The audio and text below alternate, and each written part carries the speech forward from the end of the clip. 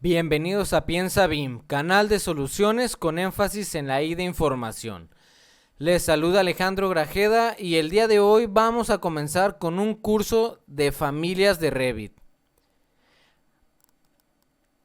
Vamos a ver qué son las familias de Revit. ¿Cuántos tipos de familias hay? Características y diferencias entre estos tipos de familias. Y sobre todo vamos a ver ejemplos. De manera muy gráfica vamos a ir explicando todos estos conceptos que son la base para posteriormente poder comenzar a modelar nuestras familias paramétricas. Es importante que sepamos hacer familias en Revit, familias paramétricas, por supuesto. ¿Por qué? Porque una vez que nosotros demos ese gran salto hacia la creación de nuestras propias familias, que quizá al inicio pueda parecer un poco complicado, pues nos va a abrir un mundo de posibilidades, ya que cualquier cosa que necesitemos realizar en nuestros modelos, lo vamos a poder realizar tal como lo necesitemos y dejamos de estar sujetos a lo que podamos descargarnos en páginas externas, en páginas de terceros, ¿no? Dejamos de estar limitados a lo que nos encontremos en internet y creamos todo lo que necesitemos para nuestros proyectos. Esto nos ayudará, pues, además de poder modelar prácticamente lo que queramos, a asegurar la calidad de nuestros modelos. Bien, vamos a empezar por explicar qué son las familias de Revit. Bueno, las familias de Revit son grupos de elementos que tienen dentro de este grupo un conjunto de propiedades en común y una representación gráfica relacionada. ¿A qué me refiero? Pues vamos a verlo con un ejemplo en el que tenemos una familia de puerta abatible de una hoja. Dentro de esta familia es una sola familia de puerta, pero tenemos 4 tipos de puerta con los mismos parámetros. Estos son los elementos, las propiedades que tienen en común estos elementos, pero aunque tienen las mismas propiedades en común, los valores que tienen cada uno de estos elementos son distintos. Es decir, estos 4 tipos de puertas tienen la propiedad o parámetro de altura, es decir, en común la tienen la altura, los 4 tipos de puerta, pero cada tipo de puerta puede tener una altura diferente. Alguna de 2.10, otra de 2.50 metros. Lo mismo pasa, por ejemplo, con el ancho de la puerta. Los 4 tipos de puerta tienen el parámetro que determina qué ancho tiene la puerta, pero cada uno de estas puertas que vemos en el ejemplo puede tener un valor diferente para el mismo parámetro. Esto se va a ir haciendo un poco más entendible cuando veamos el tema de parámetros, ya sea por tipo o por instancia, que lo vamos a ver en un capítulo posterior, pero es importante que lo veamos como parte de la definición de una familia. Bien, ahora, ¿cuántos tipos de familia existen dentro de Revit? Normalmente o muy comúnmente se conoce solo como familias a estos componentes externos que cargamos dentro de nuestro modelo. Estos componentes externos que cargamos son las llamadas familias cargables, pero no son los únicos tipos de familia que existen dentro de Revit. Aunque son los más conocidos con este nombre, también existen las familias de sistema, que de hecho por jerarquía dentro del modelo. Yo las pondría incluso arriba de las familias cargables. Y tenemos también un tercer tipo de familias, que son las familias in situ. Estos tres tipos de familia tienen características, algunas similitudes y algunas diferencias que necesitamos ir comprendiendo antes de ponernos a modelar familias paramétricas, familias cargables. ¿Por qué? Porque teniendo bien claro estos conceptos, vamos a poder elegir qué tipo de familia es la que necesitamos antes de ponernos a modelar. Bien, ahora vamos a comenzar a explicar las familias cargables, que, como les comentaba, son las más conocidas con este término de familia. En muchos casos son las únicas que se conocen como familias, aunque no las únicas que existen con este nombre. Y bueno, las características de estas familias cargables es que estas familias se crean en archivos con una extensión .rfa. Como ya debemos saber en este punto, nuestro archivo del modelo de Revit, el del proyecto, es un archivo que tiene una extensión .rvt. Estas familias no se guardan en una extensión RVT, sino que se guardan en una extensión .rfa. Se guardan externamente y posteriormente se cargan dentro de los modelos que queramos. Se pueden cargar en un modelo o en 10 o en 20 modelos. Estas familias, una vez guardadas externamente, las podemos estar utilizando en muchísimos modelos. Por eso es importante saber crearlas tal cual como las necesitamos. Aquí un ejemplo de una familia cargable es simplemente una puerta. Tanto puertas como ventanas, entre muchos otros, son ejemplos de familias cargables que creamos de manera externa para después insertar en nuestro proyecto. Otra característica de estas familias es que siempre se van a iniciar desde una plantilla que Revit ya nos proporciona. En el momento en que instalamos el software se descargan estas plantillas, y siempre que vayamos a crear una familia cargable necesitamos seleccionar la plantilla que sea la adecuada para crear esta familia. La adecuada ¿con base en qué? Pues en la categoría en la que será modelada. Vamos a entrar más a fondo en conceptos como las categorías en capítulos posteriores, pero sí una manera de identificar fácilmente cuando estamos hablando de una familia cargable y una familia de sistema, que mencionaremos a continuación, es que las familias cargables cuentan con estas plantillas para crearlas desde cero. Cuando hablemos de una familia de sistema, no vamos a encontrar una plantilla para crearla desde cero. También estas familias cargables son componentes que se instalan en el edificio, por así decirlo, es decir, se instalan dentro de nuestro modelo. Pueden ser puertas, ventanas, mobiliario, luminarias, vegetación, entre muchos otros. Hay muchas categorías de familias cargables, pero la característica que estamos tocando en este momento es que una vez cargadas en el proyecto se van insertando, se van colocando dentro de la edificación. No solo los ejemplos anteriormente mencionados son familias cargables, sino que también existen los elementos de anotación.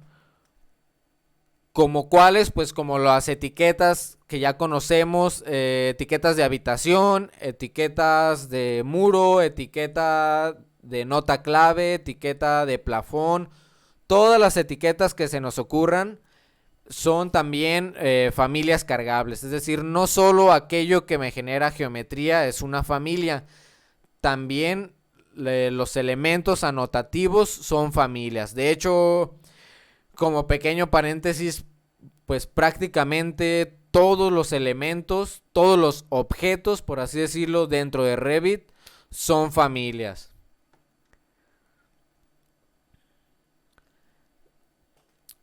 Bien, ahora tenemos las familias de sistema que, como mencionaba, no necesariamente es que sean las que siguen después de las familias cargables. De hecho, por cuestión de jerarquía y de importancia en el modelo, quizá yo las pondría en un primer lugar.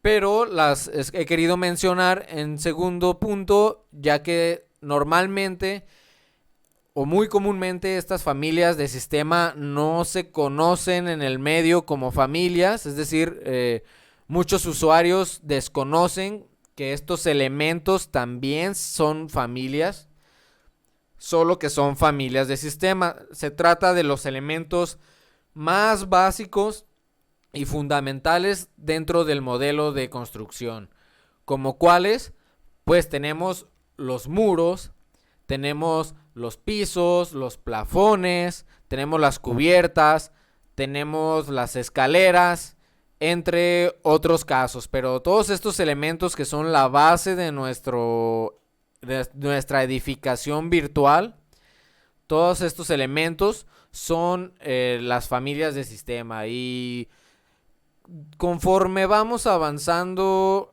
en esto del modelado, va quedando como de manera más obvia cuáles son las familias de sistema. Son como muy fundamentales y muy intrínsecas al modelo. Son las familias que generan realmente la estructura de nuestro modelo. Otra característica de estas familias de sistema es que, a diferencia de las familias cargables, no se pueden crear desde cero mediante una plantilla de familia. De hecho, cuando nosotros queramos crear una familia nueva y estemos buscando dentro de las plantillas que ya tenemos guardadas, vamos a ver que dentro de estas plantillas no existe ninguna plantilla, por ejemplo, de muro. No existe ninguna plantilla de piso, ni tampoco ninguna plantilla de plafón. No existen porque esas son familias de sistema. Estas familias de sistema tampoco se pueden guardar en archivos externos con extensión RFA, como también se guardaban las familias cargables. Y otra de las características fundamentales de este tipo de familias es que pueden hospedar, ya sea dentro o sobre ellas, a familias cargables. Es decir, podemos dentro de una familia de sistema como muro hospedar una puerta, por ejemplo, que es una familia cargable. O podemos hospedar dentro de este muro una ventana. Podemos dentro de un plafón, que es una familia de sistema, hospedar una luminaria, que es una familia cargable. Quizás ahorita no suena tan obvio cuáles elementos serán cargables y cuáles serán de sistema, hasta que sobre la práctica vayamos cargando algunos y colocándolos, va a ir quedando mucho más claro. Por último, tenemos el tipo de familias que quizás sea el que menos se usa, y de hecho es el que yo menos recomiendo utilizar, solo cuando sea estrictamente necesario utilizarlas. Son las familias in situ. ¿Por qué digo que son las que menos recomiendo utilizar? Porque este tipo de familias, abusar de de la generación de estas familias puede reducir el rendimiento de nuestros modelos. Además de que no son tan reutilizables como las familias cargables. Estas familias in situ son elementos muy personalizados creados dentro del mismo modelo del proyecto. Es decir, estas familias in situ no las vamos a crear de manera externa como era con las familias cargables, sino que las vamos a modelar adentro de nuestro modelo. Este modelado dentro de nuestro modelo pues va a ser con base a la geometría existente dentro de nuestro modelo. Es decir, cuando necesitemos un elemento como por ejemplo una repisa, pero que se adapte específicamente a unos muros que tengo en este proyecto, a la colocación de estos muros, bueno, pues aquí entraría quizá la creación de una familia in situ que se va a realizar mediante alguna instrucción, pero tomando como referencia estos muros, ya que me va a dar una forma muy particular de este proyecto. Estas familias se realizan mediante las mismas herramientas prácticamente que las familias cargables. Es decir, también las vamos a realizar mediante extrusiones, fundidos, revoluciones, barridos, fundido de barridos. Todas estas herramientas que me generan formas ya sea sólidas o vacías son las mismas que utilizo cuando creo una familia cargable y cuando creo una familia in situ. ¿Cuál es la diferencia? La diferencia es el entorno en el que estoy modelando. Para las familias cargables las voy a utilizar en el editor de familias y para las familias in situ las voy a utilizar dentro del mismo modelo de mi proyecto. Prácticamente esta es la diferencia clave. Esas son las tres tipos de familia que tenemos en Revit. Es muy importante ir conociendo estos conceptos básicos antes de comenzar a modelar familias paramétricas. ¿Por qué? Porque va a ser mucho más fluido y mucho más entendible el proceso de creación de una familia paramétrica, el tener bien claros los conceptos base. También nos va a ahorrar muchos errores, como podría ser generar de manera cargable alguna familia que hubiera sido mucho más funcional para cierto proyecto crearla in situ, o no hacía falta incluso hacerlo de ninguna de las dos maneras anteriores porque yo ya tenía una familia de sistema que me servía para eso, pero quizá no conocía muy bien los conceptos y no supe elegir bien cuál de las tres opciones era la mejor.